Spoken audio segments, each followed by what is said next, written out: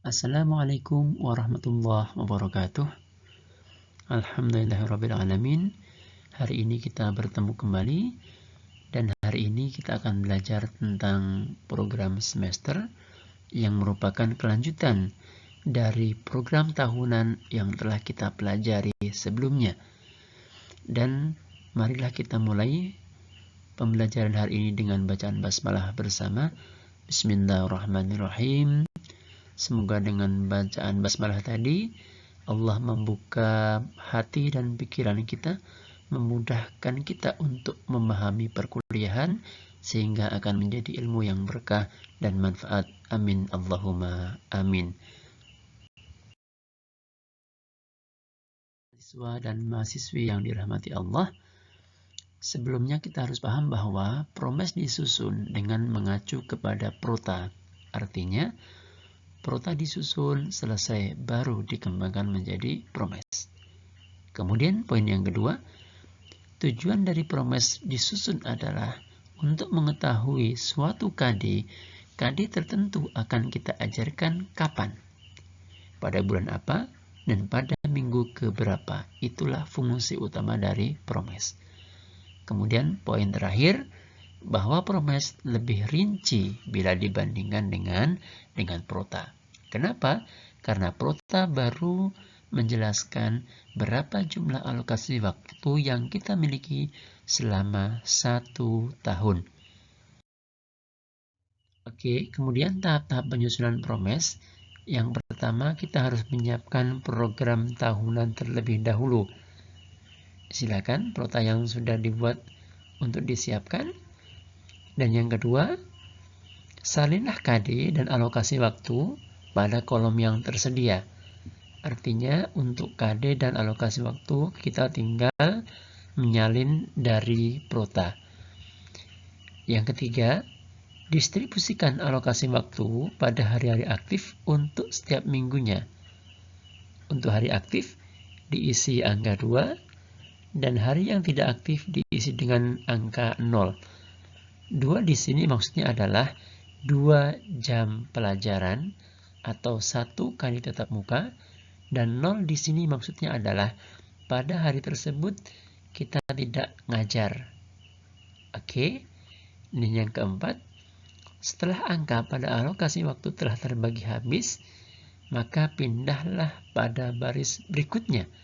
Pindahlah pada baris bawahnya. Oke, nanti lebih rigid akan kita bahas bersama pada slide berikutnya.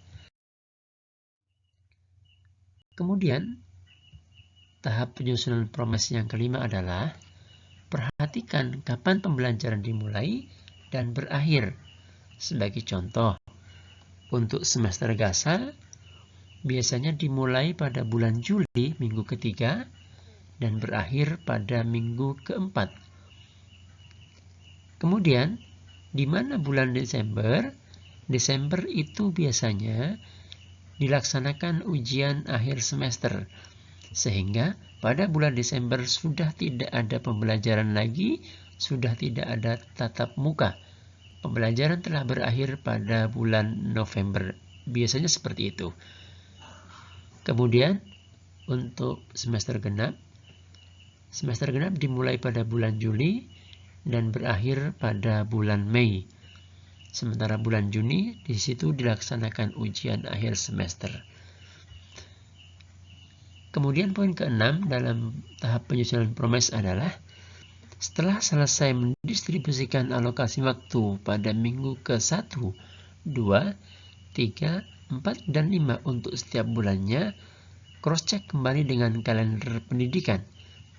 Apakah masa berakhir pembelajaran sudah sama, apakah belum? Artinya teman-teman sekalian, di sini untuk mengecek apakah pendistribusian waktu yang telah kita susun sudah tepat, apakah belum. Oke. Sekarang kita akan belajar bagaimana cara membaca kaldik. Kita ambil bulan Juli dan Agustus. Jadi teman-teman sekalian, dalam penyusunan promes 1 bulan ada 5 minggu. Kita lihat pada bulan Juli tanggal 1, yang jatuh pada hari Kamis itu merupakan Juli minggu pertama. Juli minggu kedua ada pada tanggal 8. Minggu ketiga bulan Juli ada pada tanggal 15. Minggu keempat tanggal 22. Dan tanggal 29 adalah minggu kelima. Kita bergeser ke bulan Agustus. Kita fokus ke hari Senin sebagai contoh. Minggu pertama bulan Agustus adalah tanggal 2. Minggu kedua bulan Agustus adalah tanggal 9. Tanggal 16 adalah minggu ketiga. Tanggal 23 adalah minggu keempat. Dan bulan Agustus minggu kelima jatuh pada hari Senin tanggal 30. Coba kita menghitung hari aktif pada bulan Agustus hari Sabtu. Oke, seandainya kita ngajar pada hari Sabtu, maka minggu pertamanya adalah tanggal 7, minggu keduanya adalah 14, minggu ketiga adalah 21, minggu keempat adalah 28, dan minggu kelima 0. Oke, artinya pada minggu kelima bulan Agustus, seandainya kita ngajar antara hari Rabu, Kamis, Jumat, atau Sabtu, maka di situ tidak dianggap sebagai hari aktif, yang artinya pada hari tersebut kita tidak ngajar. Seperti itu teman-teman sekalian. Oke, ini adalah bentuk dari promes, form promes seperti ini. Di bagian atas ada identitas, mata pelajaran, sesuai dengan mata pelajaran yang kita ampu, sekolah atau madrasah diisi dengan nama sekolah kita, kelas berapa kita ngajarnya, semester diisi dengan gasal atau genap, dan tahun pelajaran diisi dengan tahun ajaran yang berlaku. Kolom pertama adalah nomor, kemudian kolom kedua ada kompetensi dasar atau KD, kita tinggal menyalin dari kurikulum, dan kolom ketiga ada alokasi waktu. Alokasi waktu ini kita tinggal menyalin dari Prota, program tahunan yang sudah kita susun sebelumnya. Kemudian kolom berikutnya ada bulan Juli, Agustus, September, Oktober, November, dan Desember. Di bawah bulan Juli ada angka 1, 2, 3, 4, dan 5. Itu menunjukkan Juli minggu pertama, Juli minggu kedua, Juli minggu ketiga, Juli minggu keempat, dan Juli minggu kelima. Demikian juga untuk Agustus, September, Oktober, November, dan Desember penghitungannya sama seperti itu. Kemudian di bawah kolom ada pengesahan Kebumen tanggal sekian pada saat promes ini disusun. Kemudian ada pengesahan dari kepala sekolah dan guru mapel atau guru yang menyusun promes ini. Next. Baik, berikutnya ini adalah contoh prota yang sudah kita susun, dan di prota ini saya ingin menegaskan kembali beberapa hal. Poin yang pertama adalah terkait dengan ulangan harian. Di sini ada ulangan harian 1, 2, dan 3. Dan untuk berapa kali kita akan melakukan ulangan harian tidak ada ketentuan yang pasti. Artinya bisa lebih dari 3 atau kurang dari 3 sesuai dengan alokasi waktu yang tersedia. Kemudian poin kedua terkait dengan jumlah JTM, jam tatap muka.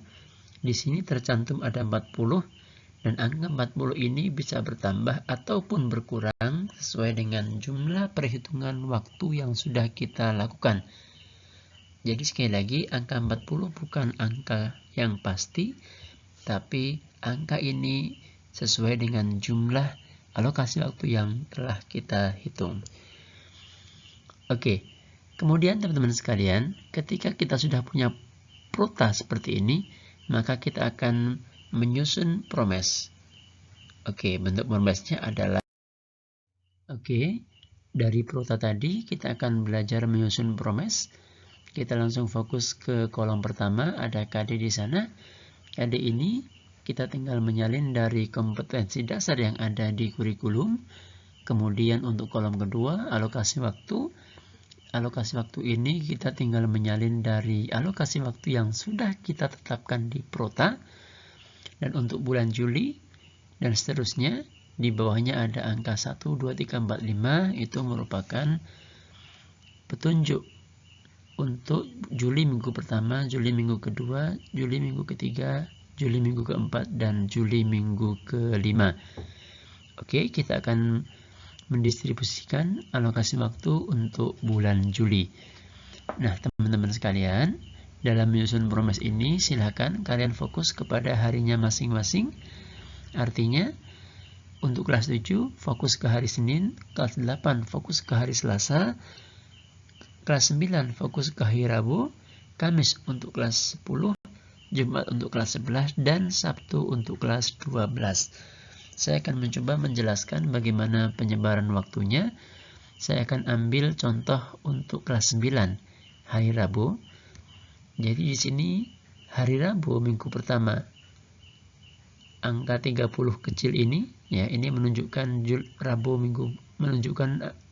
minggu pertama.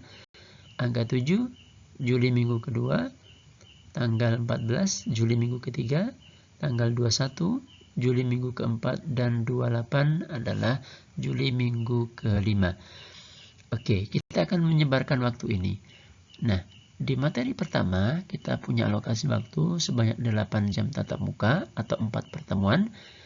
Dan 4 pertemuan itu kita laksanakan kapan saja. Seperti itu. Kita lihat apakah memungkinkan kita laksanakan Juli minggu pertama. Oke, kita cek tanggal Juli minggu pertama hari Rabu ternyata belum hari aktif.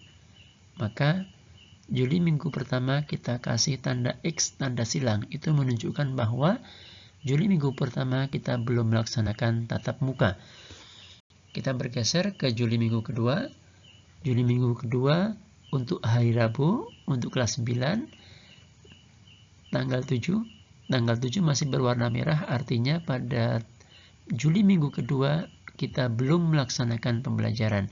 Sehingga untuk bulan Juli minggu kedua kembali kita kasih tanda silang. Kemudian kita lanjutkan Juli minggu ketiga. Juli minggu ketiga ada tanggal 14. Oke, ini artinya Juli minggu ketiga ini adalah pertemuan pertama yang kita laksanakan. Karena Juli minggu ketiga adalah hari aktif, maka kita isi dengan angka 2. Angka 2 di sini menunjukkan 2 jam pelajaran. Oke. Juli minggu ketiga sudah, kita bergeser ke Juli minggu keempat. Apakah Juli minggu keempat hari aktif? Oke. Hari Rabu, Juli minggu keempat, tanggal 21 ini adalah hari aktif, maka Juli minggu keempat kita isi angka 2. Dan karena Juli minggu kelima tanggal 28 juga hari aktif, maka kembali kita isikan angka 2 lagi. Nah, teman-teman sekalian, bulan Juli sudah selesai kita hitung. Ya, artinya tanggal 28 merupakan minggu kelima di bulan Juli. Sementara untuk materi pertama kita mengalokasikan waktu 8 jam tatap muka atau 4 pertemuan, dan bulan Juli sudah habis, maka kita lanjutkan ke bulan Agustus. Nah, Agustus minggu pertama, karena Agustus minggu pertama adalah hari aktif, maka di bulan Agustus minggu pertama kembali kita isikan angka 2. Dengan demikian, untuk materi pertama yang kita mengalokasikan waktu 8 jam pelajaran sudah selesai kita distribusikan. Artinya, untuk materi pertama kita mengalokasikan waktu 8 jam atau 4 pertemuan. Maka 4 pertemuan itu kita laksanakan pada Juli minggu ketiga, Juli minggu keempat, Juli minggu kelima, dan Agustus minggu pertama. Nah, di sini teman-teman sekalian, ketika alokasi waktu ini sudah selesai kita bagikan, ya, angkanya sudah habis, kita bagikan, maka untuk berikutnya kita lanjutkan dengan cara turun ke kolom berikutnya. Oke, berikutnya adalah ulangan harian ke-1. Kita mengalokasikan 2 jam pelajaran, maka 2 jam pelajaran ini kita harus mengalokasikan waktunya pada minggu berikutnya. Artinya, bulan Juli dari minggu pertama sampai minggu kelima sudah kita pakai, dan Juli minggu pertama sudah kita pakai untuk materi pertama, sehingga untuk ulangan harian 1 kita laksanakan pada Juli minggu kedua. Pertanyaannya, kenapa kok tidak di Juli minggu pertama? Karena Juli minggu pertama masih kita gunakan untuk menjelaskan materi yang pertama. Seperti itu. Nah, kemudian bulan Agustus, September, Oktober, November, dan seterusnya silakan Anda berlatih dengan pola yang kurang lebih sama. Oke.